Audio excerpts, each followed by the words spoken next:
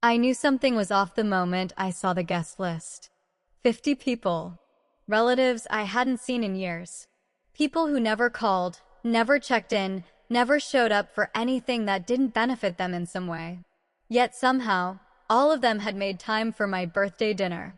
That alone should have told me everything. But I didn't question it. Not out loud. Because a part of me still wanted to believe this time might be different. The venue was a luxury hotel ballroom, the kind of place my parents loved to use when they wanted to impress people. Everything about it was designed to look perfect: high ceilings, soft lighting, tables arranged with precision, staff moving quietly in the background like everything was under control. It was never about comfort. It was about image. And that night, the image was flawless. I arrived on time, dressed simply, nothing too loud, nothing that would draw unnecessary attention. The moment I walked in, I felt it, the shift in energy, the subtle glances, the quiet conversations that paused just long enough for me to notice. Smiles that didn't quite reach the eyes. Greetings that felt more like observations than welcomes. Happy birthday, someone said, but it sounded rehearsed. Good to see you, another added, even though it clearly wasn't. I nodded, moved through the room, acknowledged people the way you do when you already know you're not really part of the moment. Because something about it didn't feel like a celebration. It felt like a setup. My sister stood near the center of the room, surrounded by people, laughing easily, confidently, exactly where she always seemed to be, at the center of attention without ever needing to ask for it. She saw me, smiled briefly, then turned back to her conversation like I had just filled a small gap in the scene. That was normal. That was expected. My parents were near the front, speaking with a group of relatives, their expressions calm, controlled, proud. The kind of pride that doesn't come from the person being celebrated, but from the image being presented. I took a seat at one of the tables, slightly off to the side, where I could see everything without being directly in it. And I waited, because moments like this don't reveal themselves immediately. They build, slowly, carefully, until they can't be mistaken for anything else. Dinner hadn't started yet when my father stood up. He tapped his glass lightly, the sound cutting through the room just enough to draw attention without forcing it. Conversations faded. People turned. The room settled into that quiet anticipation reserved for something important. I felt it before he spoke. That same shift. That same clarity. This isn't just a birthday dinner, he said, his voice steady, confident, practiced. A few smiles. A few nods. People leaned in. It's also an opportunity, he continued, to recognize success where it's due. There it was. Not subtle. Not hidden. Clear. Deliberate. He gestured toward my sister, and the room responded immediately, applause, louder than anything I had heard since I walked in. She stood, smiling, accepting it like it belonged to her, like it had always been meant for her.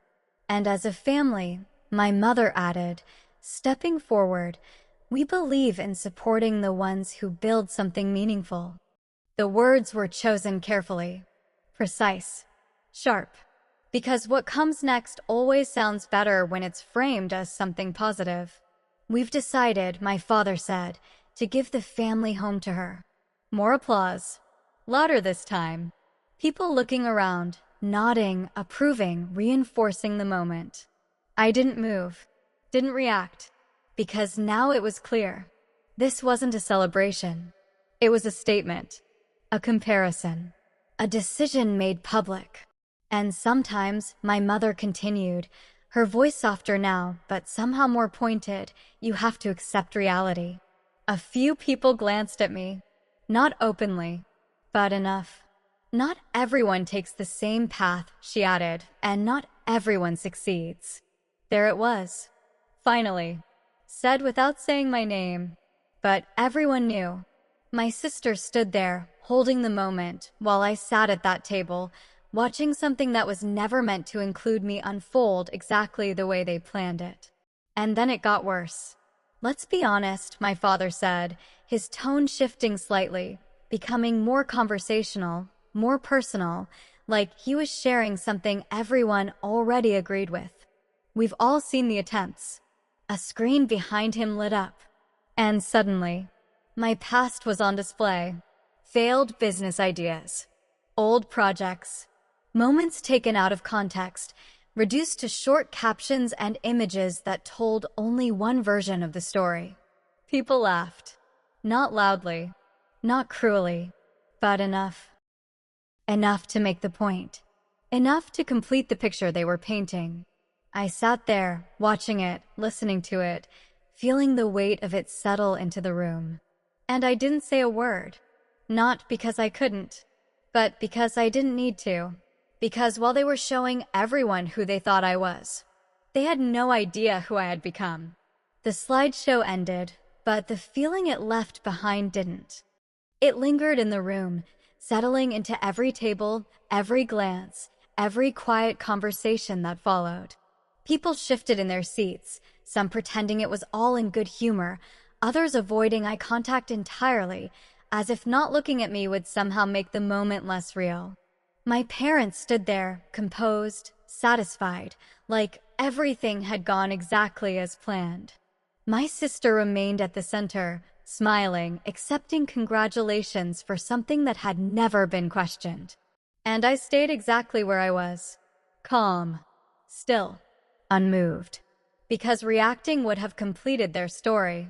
And I wasn't interested in playing the role they had written for me. I reached for my glass, took a slow sip of water, and let the room continue without me for a few seconds longer. That's the thing about moments like this. People expect a reaction. They expect discomfort, anger, maybe even an outburst. Something that justifies what they've already decided about you. But silence. Silence does something different. It makes people uncomfortable. It forces them to question what they thought they understood. My father cleared his throat again, ready to move things forward, to transition from humiliation back into celebration like nothing had just happened. Now, he said, forcing a lighter tone, let's enjoy the evening. And that's when the door opened. It wasn't loud. It didn't need to be. But it was enough. Because when something interrupts a controlled moment, it changes everything. A woman stepped inside, composed, professional, carrying herself with the kind of quiet authority that doesn't need introduction. My assistant. She didn't rush. She didn't hesitate.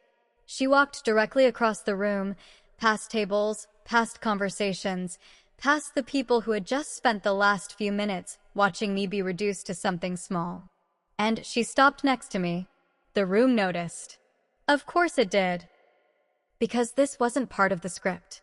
Everything is finalized, she said, her voice calm, clear, just loud enough for the surrounding tables to hear. The penthouse keys are ready. She placed them gently on the table in front of me. Not dramatically, not forcefully, just intentionally. And for a second, nothing moved. No one spoke.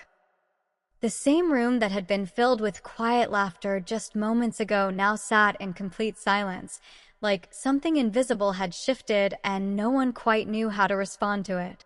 I looked down at the keys for a brief moment, then back up. My parents were still standing at the front, but they didn't look the same. The confidence had faded, replaced by something else. Uncertainty. Because now, the narrative had changed. You own this place? Someone asked from one of the tables, unable to hold back the question that had already formed in everyone else's mind. I didn't answer immediately, not because I needed time, but because timing matters. Then I said, part of it. The understatement landed exactly where it needed to, because the truth wasn't just that I had ownership. It was that I had control. The room shifted again, this time more visibly. People straightened in their seats, conversations stopped entirely, and attention moved in a way that couldn't be redirected. My father stepped forward slightly, trying to regain something: control, presence, authority, but it didn't come back the same way it had before.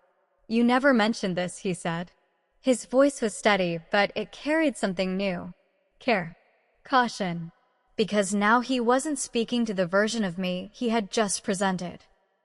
He was speaking to the one standing in front of him. I wasn't asked, I replied. Simple. Direct. Final. The same kind of answer they had given me my entire life. My sister didn't say anything. For the first time that evening, she wasn't the center of attention. She stood there, holding something that had just been handed to her an entire house, and yet somehow it didn't feel like the biggest thing in the room anymore. Because value isn't always about what you receive. It's about what you control. The silence stretched longer now, heavier, more real. No one laughed. No one moved. The same people who had watched my failures moments ago were now looking at me differently, not because I had said anything more, but because they had seen something they didn't expect. And that was enough. I stood up slowly, not in a rush, not to make a scene, just to change the position of the moment.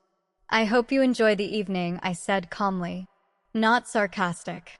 Not emotional. Just clear.